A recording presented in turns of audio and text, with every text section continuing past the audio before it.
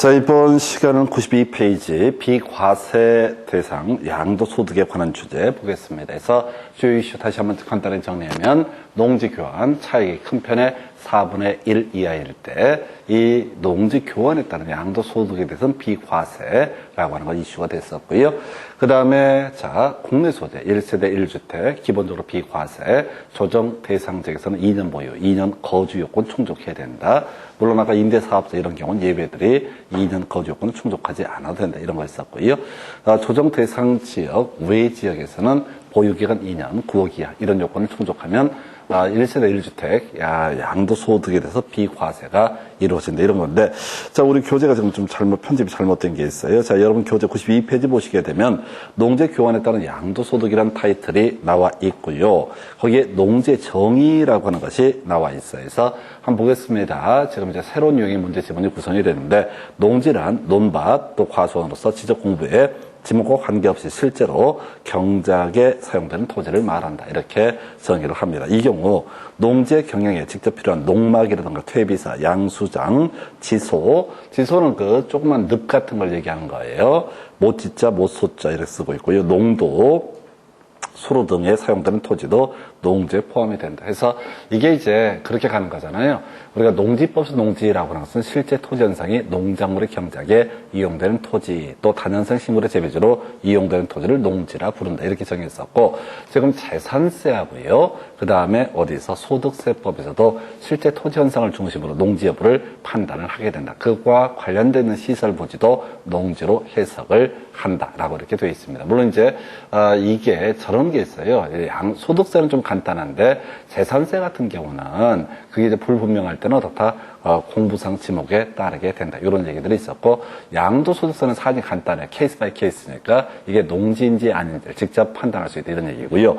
거기 이제 비사업용 농지라고 하는 건 나와 있죠. 그래서 비사업용 농지 판단 기준이라고 해서 자, 비사업용 토지에 해당하는지 여부를 판단함에 있어서 농지의 판정은 소득세법상 규정이 있는 경우를 제외하고 사실상 현황에 따르고 사실상 현황이 분명하지 않을 때 공부상 등재 현황에 의한다 해서 재산세 파트나 소득세 파트나 동일한 논리 구조로 되어 있어요. 그런데 시험에 뜨는 것은요, 답이 되는 것은 뭐라고요? 비사업용 농지의 제외 대상이라고 하는 거. 아까 우리가 설명드릴 때 뭐가 있었지? 자, 미등기 양도자산에 포함되지 않는 것들이 있었잖아요. 그래서 여기서도 비사업용 농지에 해당하지 않는 게 한 20몇 개가 있습니다. 근데 제가 지금 시험 지문에 나왔던 것만 분석을 해서 3개 정도로 깔아놨어요. 그래서 자 결국은 내용을 보지 마시고 무조건 다 어떻다? 비사업용 농지에 해당하지 아니한다. 이렇게 가는 거예요.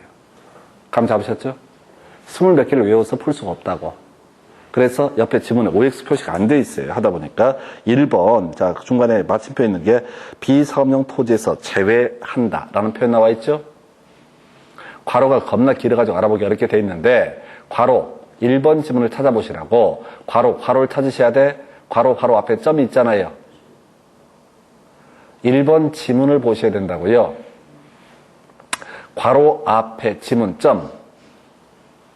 핵심 지문 1번. 읽어볼게요. 농지로부터 직선거리 30km 이내에 있는 지역에 사실상 거주하는 자가 그 소유 농지에서 농작의 2분의 1 이상을 자기의 노동력에 의해서 경작하는 경우 비사업용 토지에서 제외한다 라고 돼 있죠? 맞죠? 내용은 모르는데 비사업용 농지에서 제외한다. 오른편 되는 거라고요. 그 다음에 2번 끄트머리에 비사업용 토지에 해당한다 라고 해서 X표라고요. 1번은 O, 2번은 X표.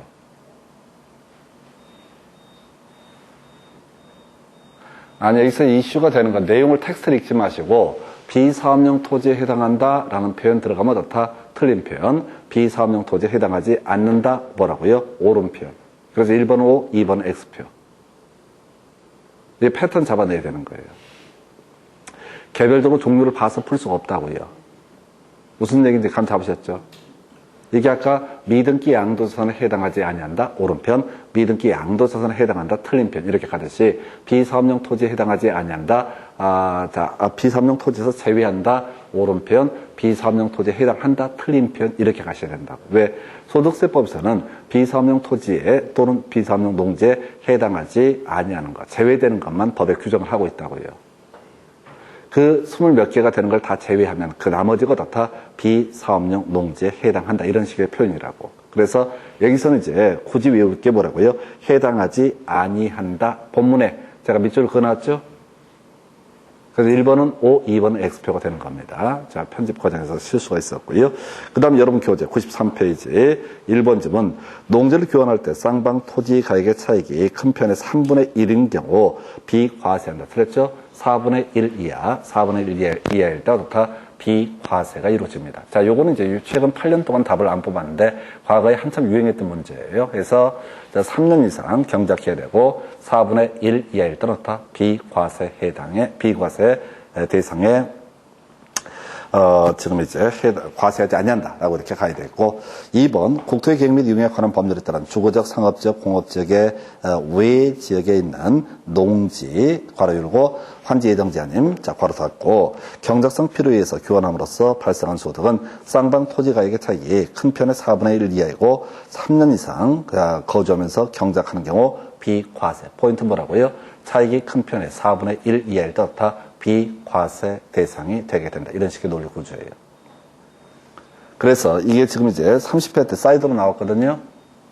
그러면 지금 상황에서는 지금 비사업용 토지에 해당하지 아니한다. 이 쟁점을 갖고 답을 뽑아냈으니까 다시 전통적으로 출제가 되어 왔던 주제 바로 자 농지 교환 그 교환에 따른 차익이라고 하는 것이 큰 편에 얼마 4분의 1 이하가 됐을 때 어떻다? 이때는 바로 비과세 대상이 된다. 이게 출제 이슈가 되는 거예요. 그러니까 그동안 출제 이슈가 이걸 갖고 거의 다 출제가 이루어졌었다고. 그러다가 30회 때 허를 찌르고 해당하지 아니한다. 오른편, 해당한다. 틀린 편. 이렇게 엽기적으로 냈다고. 이 문제는 너무 어려웠어요, 사실은. 지문 길이만 해도 말도 못하기 힘들었어요. 그래서 이걸 패턴을 알아서 푸는 거지 이거는 방법이 없어. 대신 얘가 나왔으니까 31회 때 제일 유력한 문제는 뭐가 된다고요? 바로 차익이 큰 편의 4분의 1 이하인 농지 교환에 있어서는 다 양도소득세 비과세한다. 이게 출제 포인트가 될 겁니다.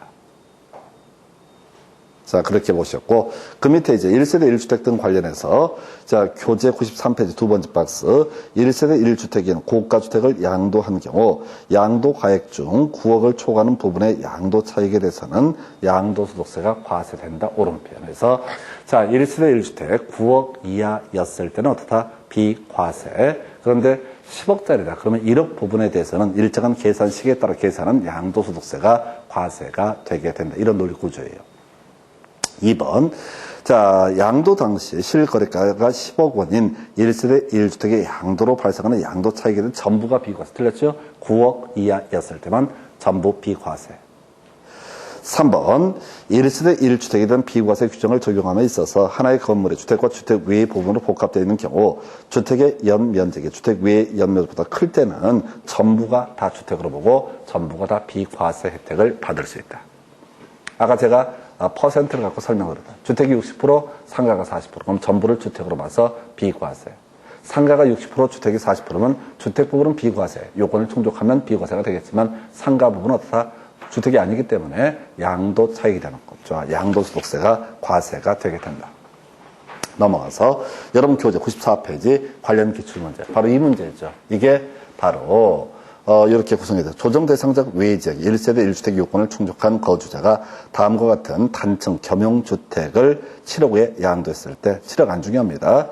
과세되는 건물 면적과 토지 면적 오른 것을 해서 지금 보니까 건물 중에서 주택이 80제곱미터, 상가가 120제곱미터. 그럼 주택 중에서 비과세되는 건 뭐야? 주택 부분은 어떻다?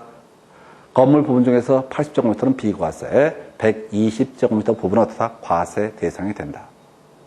그럼 토지도 안분해야 돼요. 40%는 주택에 해당하는 토지로 해석하고, 그 다음에 60% 부분은 어떻다? 상가에 해당하는 토지로 해석을 하는 겁니다.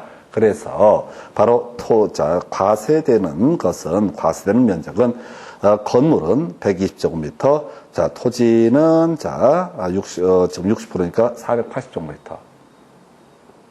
답은 3번 이렇게 해석합니다. 이렇게 지금 1세대 1주택 파트는 보시다시피 디테일한 부분들을 가지고 문제를 구성을 하는 거지, 이걸 포괄적으로 내기가 너무 곤란해요. 자, 이런 요건들을 다 썼다가는 지문 하나가 벌써 일반 시험지 기준으로 4줄 5줄 넘었어요. 그러니까 내기가 힘들어요. 대신 괄호 넣기 문제를 예상을 해볼 수 있는 거죠. 그래서 그렇게 설명을 드렸고요. 그 다음에 주택수의 계산이라고 하는 것 관련해서 1번 지문 옆에 건축업 시행령 별표 1 다목에 해당하는 다가구주택은 해당 다가구주택을 구획된 부분별로 분양하지 아니하고 하나의 매매 단위로 통매매를 하는 경우 이때는 어떻다? 하나의 주택으로 해석한다. 그런데 구획된 부분을 각각 하나의 주택으로 본다 해서 틀리게 구성이 됐습니다. 자, 그렇게 보셨고, 그 다음에 이제 보유기간, 거주기간 관련해서 지금 지문 4개 나와 있네요. 그래서 깊이 갈 거 아니죠. 그래서 일반 주택은 얼마? 1년 이상 거주하면 없다. 보유기간, 거주기간 요건을 충족하지 않더라도 불가피한 사유니까 이때 1세대 1주택 비과세 요건을 충족하면, 부호기야 등의 요건을 충족하면 비과세 혜택을 받을 수 있다. 이런 게 있었고요. 그 다음에 임대주택은 얼마? 5년 이상 거주했을 때, 그 다음에 지금 이제 해외 이주 이런 것들이 문제가 되면, 자, 출국일로부터 2년 내. 출국일로부터 2년 내. 이게 이제 안 팔고 외국에 있으면서 계속해서 집값 오르는 걸 노리고 있으면 이 부분에 대해서는 어떻다? 과세를 하겠다. 이런 취지가 되겠습니다. 그래서 여러분 교재 95페이지 1번 양도일 현재 그 건설 임대주택 이런 거 편 나와 있죠? 그럼 이제 5년 동안 거주기간이 5년 이상일 때 보유기간 요건 등을 충족하지 않더라도 비과세가 된다. 직장 변경으로 세대원 전원이 다른 시로 주거를 이전하는 경우로서 6개월간 거주했다. 그럼 이건 이제 과세 대상이죠. 1년 이상 불가피한 사유가 있다 할지라도 1년 이상 거주했을 때만 어떻다? 비과세 혜택을 받을 수 있다. 3번. 자, 해외 이주법. 포인트 뭐야? 출국일로부터 2년 내. 포인트가 뭐라고요? 출국일로부터 2년 내. 찾으셨어요? 3번 오른편 그러니까. 4번 지문도 마찬가지죠. 출국일로부터 3년이 됐나? 요건 안 되는구나. 그렇죠? 출국일로부터 2년 내 양도해야만이 어떻다? 바로 거주기간, 보유기간 요건을 충족하지 않더라도 비과세 혜택을 받을 수 있다. 그래서 외울 때 일반적인 주택은 1년 이상 거주, 그 다음에 임대주택은 몇 년? 5년 이상 거주. 그리고 포인트가 뭐라고요? 출국일로부터 2년 내.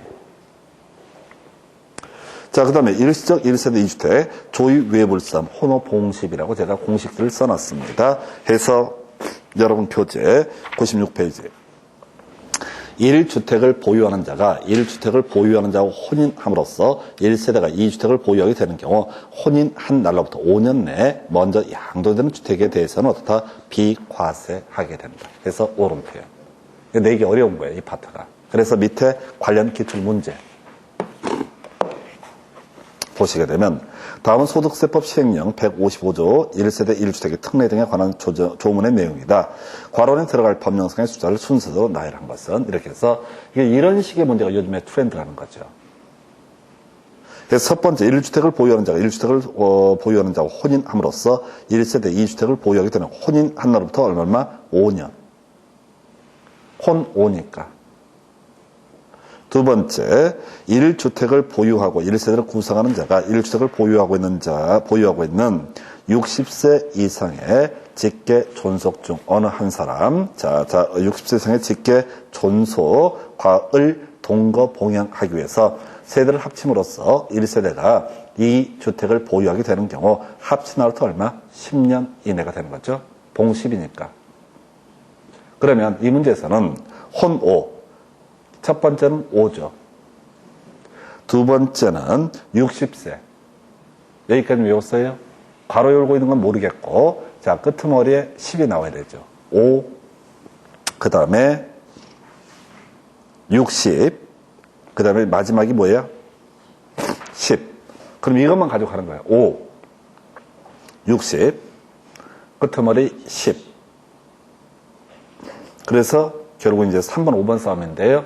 이게 이제 뭐 어떤 얘기냐면은 이 60세 이상이라고 하는 거, 60세 이상 이때 이제 그 어느 한쪽이 60세 미만인 경우도 어떻다? 포함한다.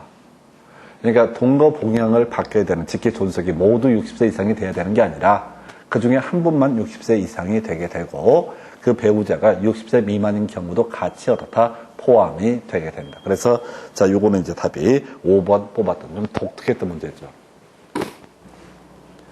하여튼 이 문제 나왔으니까 다시 조의, 외불삼, 혼, 오, 봉식. 다만 동거봉양은 기본적으로 60세 이상을 의미하고요. 그 다음에 그 중에 일부가 60세 미만이라 할 때도 동거봉양이 범죄에 포함된다. 요렇게. 그래서 앞으로 이제 문제 풀이할 때 이런 것들 몇 개 볼 거예요. 괄호넣기 문제들. 해서 이건 줄줄 외워서 가는 게 아니라 사실은 어떻게 가야 된다고요? 바로 이렇게 공식으로 외워서 끝내버려야 되지 문장을 다 외우실 수는 없어요. 그 정도. 넘어가서 이제 98페이지 가서 볼까요? 미등기 양도자산. 겁나 반갑지? 미등기 양도자산. 아까 우리 볼 때 비사업용 농지 또는 토지에 해당하지 아니한다. 제외된다. 종류가 20 몇 개가 있다고 그랬어요. 근데 너무 많아서 제가 시험과 관련해서만 3개를 뽑아놨다고요. 그럼 똑같이 이 미등기 양도자산이라고 하는 개념을 보게 되면 제일 중요한 게 뭐라고요? 제외한다. 둘 다 답이 됐잖아요. 여러분 교재 자 98페이지 1번쯤 마지막 보니까 미등기 양도자산에 해당하지 아니한다. 맞죠? 맞죠? 2번 지문 미등기 양도자산에 해당하지 아니한다. 않는다. 라고 해서 맞죠? 둘 다 답이 됐다고. 그러니까 미등기 양도자산에 관한 주제는 나중에 미등기 양도자산이면 양도자 비과세 조항은 일단은 배제가 된다. 그러면 양도소득세를 내야 돼. 낼 때 뒤에 공부할 주제인데 장기보유 특별공제 적용을 하지 않고요. 또 하나 기본공제 아직 뭔지 몰라 적용을 안 하고요. 양도소득세율은 70%를 적용을 하게 된다. 이렇게 치고 들어가게 되는 거예요. 제발 이걸 외우려고 하지 마시라고. 그럴 시간에 무조건 뭔지 모르지만 소득세법은 뭐라고요? 미등기 양도자산에 해당하지 아니하는 것만 규정을 하고 있다. 해서 여러분 교재 보니까 6개 나와 있죠. 6개 나와 있죠. 그래서 지금 문제 구성하는 걸 보니까 법원에서 2번 가지고 한번 뽑아냈었고요. 교재 기본서의 내용 중에 2번을 가지고 뽑았다고. 그 다음에 이제 어려운 게 5번이죠. 왜 5번이 어려워요? 5번이 왜 어렵냐고. 아니, 이 중에 6개 중에 제일 어려운 게 뭐예요? 출제위원 입장에서 생각해 보시라고. 이 6개 중에 제일 어려운 게 뭐예요? 6번. 왜 6번이 어려워요? 제일 뒤에 있잖아요. 수험생이 외울 때 뭐부터 외워? 앞에서부터 외우잖아요. 앞에서부터 외운다고. 근데 지금 2번, 두 번째 항목을 지금 답을 뽑았죠. 그 당시 법에서는 2개밖에 없었어. 그 당시 법, 그 시험 문제를 출제하던 시절에는 미등기 양도자산에 해당하지 않는 것이 2개가 있었다고. 두 번째 걸 갖고 냈었다고. 그러면 지금 이제 6개 늘어났죠. 원래도 내면 뭘 내야 돼? 6번째를 내야 되죠? 근데 6번째 내기가 좀 지랄 같잖아. 법 몇 조, 몇 항, 이런 식의, 이걸 갖고 낼 수는 없잖아요. 민망하니까 5번째 항목을 낸 거예요. 그러니까 출제위원회 입장에서 생각을 해야 된다고. 그 당시 2번이 제일 어려웠었다고. 2개 중에서. 뭐 장기 할부하고 그 다음에 법원의 결정. 이것도 봐봐요. 법률 규정 또는 법원의 결정에서 양도 당시 그 자산 취득에 관한 등기가 불가능한 자산 이렇게 되어 있잖아요. 법률 규정이 어려워요? 법원 결정이 어려워요? 출제위원 입장에서 법원 결정이 더 어렵지. 왜? 뒤에 있잖아. 뒤에 있잖아요. 내용 얘기를 하는 게 아니라 출제위원은 별 생각 없이 뒤에 있는 조항을 가지고 구성을 한다고. 자, 생각을 해보세요. 법조문이 법률의 규정 또는 법원의 결정에 의해서 이렇게 돼 있잖아. 그러면 요걸 지워버리는 게 빠르잖아. 아예 컴퓨터로 타이핑을 해야 되는 카피, 페이스트를 한다고. 그럼 법률에 규정해갖고, 에 의해서 이렇게 하려면 지랄 같다고. 그러니까 앞에 딱 지워버리고 법원의 결정에 의해서 점점점 어떻다? 미등기 양도자산에 포함되지 아니한다. 그래서 그 당시 문제에서는 이게 제일 뒤에 숨어있던 거라서 어려웠어요. 그리고 중간에 법이 개정돼서 이번에 새롭게 출제할 문제를 구성할 때는 뭐라고요? 6번째가 있는데 6번째는 출제 기술상 법조문 몇 조 몇 항 이렇게 되어 있기 때문에 무슨 말인지 못 알아먹게 되어 있다고. 그래서 그걸 낼 수 있기는 좀 민망하니까 5번째 항목을 갖고 출제를 했다고. 그래서 이게 보니까 27회 때 그리고 29회 때 출제가 됐다고요. 지금 이제 31회 시험이거든요. 그럼 출제위원들은 27회도 29회도 볼 거예요. 한 5년씩 본다고 그러니까. 그럼 보라마나 문제 구성이 이렇게 빤하다고. 지금 제가 5개를 표시를 해놨는데 6번째는 4개 곤란하니까 박스 딱 쳐놓고 다음 중 미등기 양도자산에 해당하지 않는 것끼리 모두 연결하시오. 이런 식의 문제. 뭐 3개를 뽑을 수도 있고 4개를 뽑을 수도 있겠죠. 그럼 답은 5번 이렇게 처리할 수밖에 없다고. 그러니까 미등기 양도자산은 원칙은 등기를 하지 않으려고 양도면 다 미등기 양도자산을 봐야 되는데 다만 다음의 것들은 어떻다? 미등기 양도자산에 해당하지 아니한다. 출제위원은 앞쪽을 내면 출제 5, 6, 12가 나오겠죠? 예외를 포섭하지 못하기 때문에. 그러니까 무조건 출제위원들은 뭐만 뒤에 있는 예외만 가지고 구성을 하게 되는 거예요. 그 정도. 그 밑에 미등기 양도자산도 자 양도소득에 대한 소득세 비과세에 관한 규정을 적용할 수 있다. 틀렸죠? 미등기 양도자산은 설령 아까 뭐 농지 교환이 됐든 파산 선고가 됐든 또는 자 소위 아까 뭐가 있었지 1세대 1주택이 됐든 간에 이런 것들은 어떻다? 비과세 규정을 적용받을 수 없다. 그 다음 오른쪽에 100분의 70의 세율이 적용되는 미등기 건물에 대해서는 장기부의 특별공제 적용하지 않은. 나중에 이제 양도소득세 산출 과정을 공부할 거예요. 2번 미등기 양도자산의 양도소득 금액 계산 시 장기부의 특별공제 적용할 수 있다. 틀렸고요. 3번 미등기 양도자산의 양도소득 금액 계산 시 기본공제 적용할 수 있다. 틀렸고요. 4번 미등기 양도자산은 양도소득세 산출세액의 100분의 70을 곱한 금액을 양도소득 결정세액에 더한다. 그래서 이건 말장난 하고 있는 거예요. 100분의 70까지 맞게 해주고 나머지를 함정을 판 거야.